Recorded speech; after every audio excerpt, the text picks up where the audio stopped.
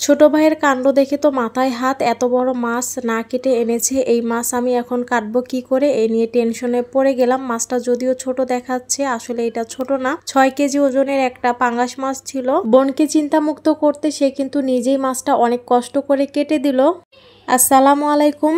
এই তো চিড়িয়াখানা থেকে ফেরার পর থেকে ভিডিও আপনাদের সাথে শেয়ার করছি। বাসায় এসেই নাস্তা বানাতে চলে এলাম। দুপুরে দুই ভাই বোন খাওয়া দাওয়া করে বাচ্চাদেরকে নিয়ে বের হয়েছিলাম আর খেয়েছিলাম আগের দিনের রান্না করা কাচ্চি বিরিয়ানি। তো আমরা আর কোনো কিছুই খাইনি, যেহেতু দুপুরের পরপরই বের হয়েছিলাম, অনেকটা সময় ছিলাম, সন্ধ্যা পর্যন্ত ছিলাম। বাচ্চাদেরকে নাস্তা খাওয়ানো হলেও আমাদের দুই ভাই বোনের কিছুই খাওয়া হয়নি, তো পেটে অনেক বেশি ক্ষুধা ছিল। এর একটা প্রধান কারণ হলো যতক্ষণ চিড়িয়াখানায় ছিলাম দুই ভাই বোনের 1 সেকেন্ডের জন্য কিন্তু বসা হয়নি। অনেকটা সময় আমরা দাঁড়িয়েছিলাম এবং অনেক হাঁটাহাঁটি হয়েছে। বাচ্চা নিয়ে বাইরে বের হলে বসার সময় আছে, তাদেরকে দেখতে দেখতে তো সময় চলে যায়, তাদের পিছনে আমাদেরও কিন্তু অনেকটাই ছোটাছুটি করতে হয়। এসে কাপড় চোপড় চেঞ্জ করে তারপরে আমি রান্নাঘরে চলে এলাম। আর বাবু কিন্তু গাড়ির ভিতরে ঘুমিয়ে গিয়েছিল। ফেরার পথে যেহেতু অনেক খেলাধুলা করেছে, অনেক বেশি ক্লান্ত ছিল, তো আমি এখানে তাড়াতাড়ি করে একটু নুডলস রান্না করে নিচ্ছি। এই নিয়ে দ্বিতীয়বার হবে এই নুডলসটা রান্না করা। প্রথম দিন রান্না করে দেখেছি যে নুডলসটা খেতে কিন্তু আসলে অনেক বেশি মজা, তো এবারও একটা প্যাকেট এনেছিলাম। আর কিভাবে রান্না করছি নিশ্চয়ই ভিডিও দেখে বুঝতে পারছেন। আপনারা চাইলেও এই নুডলসটা একবার রান্না করে দেখতে পারেন, পাস্তার থেকেও অনেক বেশি মজা হয়। রান্নাটা প্রায় হয়ে এসেছে। এই তো নামানোর আগে একটু বেশি করে দিয়ে দিলাম ধনিয়া পাতা। এবার একটু নেড়ে ছেড়ে আরো 1 মিনিটের মতো রান্না করে নিব, তাহলেই কিন্তু হয়ে যাবে।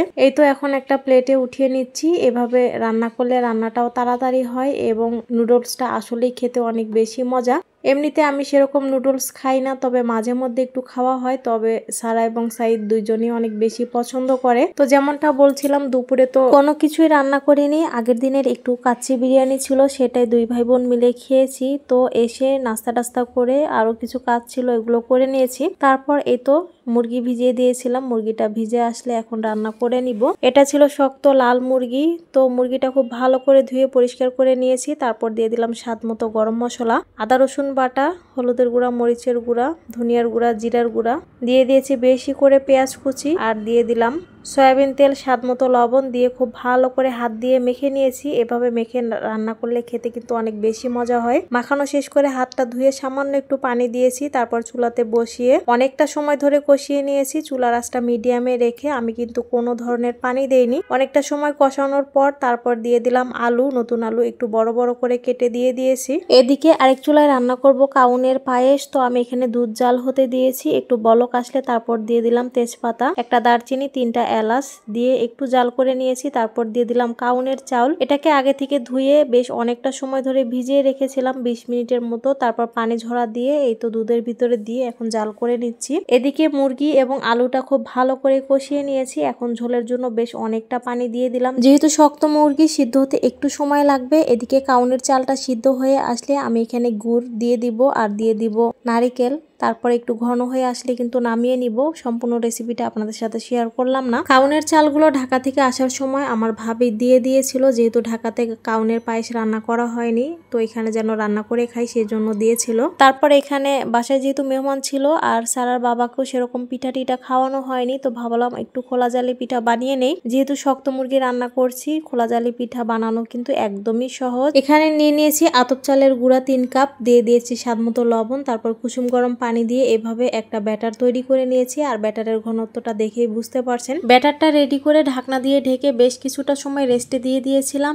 এই তো এখন এখানে ডিম দিয়ে দিচ্ছি। প্রতি 1 কাপ আটার জন্য এখানে একটা করে ডিম দিয়েছি। ডিম যত বেশি দেয়া হবে এই পিঠাটা তত বেশি কিন্তু মজা হয়। এবার ডিমগুলো খুব হালকা করে মিক্স করে নিচ্ছি। ফ্রাই প্যানটা খুব ভালো করে গরম করে নিলাম। তারপরে এই তো ব্যাটারটা দিয়ে এভাবে একটু গোল করে ঘুরিয়ে নিতে হবে। যত বেশি ভালো করে গোল করে ঘোরাতে পারবেন পিঠার শেপটা কিন্তু তত বেশি ভালো আসবে। তারপরে তো পিঠাটা কিন্তু খুব তাড়াতাড়ি রেডি হয়ে গেল। প্রতি 1 মিনিটে একটা করে পিঠা উঠবে। আর দেখতে পাচ্ছেন পিঠাতে অসংখ্য ছোট ছোট ছিদ্র, এর জন্যই কিন্তু এটাকে খোলাজা বা খোলাজালি পিঠা বলে। এই পিঠাটা সচরাচর মাটির সরায় করা হয়। আমার যেহেতু মাটির সরা ছিল না, এর জন্য ফ্রাই প্যানেই করে নিলাম। রাতের খাবারে পিঠা তৈরি করেছিলাম আর ছিল শক্ত মুরগির মাংস, সাদা ভাতও রান্না করেছিলাম। এগুলো দিয়ে রাতের খাওয়া দাওয়া হয়েছে। আর এটা ছিল পরের দিনের ভিডিও। সকালে নাস্তা খাওয়া শেষ করে ছোট ভাইকে বাজারে পাঠিয়েছিলাম মাছ আনার জন্য। আর তাকে বলেছিলাম পাঙ্গাস মাছ আনার জন্য আর তেলাপিয়া মাছ আনার জন্য, মানে যা যা মাছ তাকে আনতে বলেছি এখানে তাই তাই এনেছিল। আর বাচ্চাদের পছন্দের চিংড়ি মাছ তো ছিলই। পাঙ্গাস মাছটা কিন্তু আমার কাছেও বেশ ভালোই লাগে, আর এটা যেহেতু বড় সাইজের একটা পাঙ্গাস ছিল তো বুঝতেই পারছেন কেমন মজা হবে। আর পাঙ্গাস মাছটা কিন্তু অনেক বেশি তাজা ছিল, একদম জীবিত দেখে এনেছে। ভাগ্য ভালো মাছের কাটা ফেলে এনেছিল, মাছ কেটে আনলেই বেশি ভালো হতো, সে কিন্তু মাছ কেটে আনেনি। যেহেতু অনেক বড় মাছ ছিল এটা বাসাতে কাটা কিন্তু বেশ অনেক কষ্ট। আমি ওকে বলছিলাম এটা কেন কেটে আনলে না,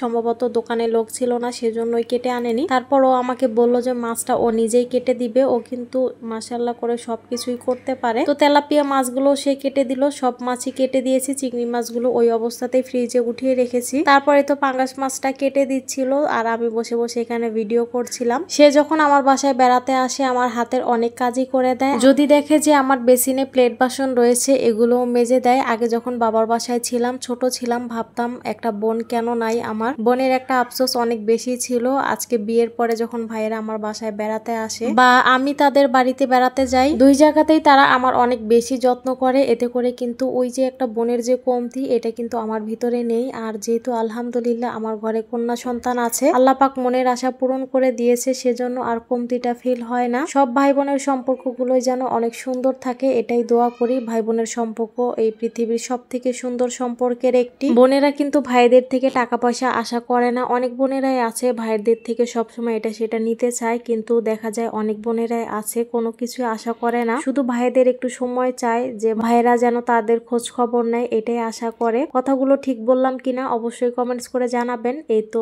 কথা বলতে বলতে দেখেন ও কিন্তু মাছটা খুব সুন্দর করেই কেটে নিয়েছে।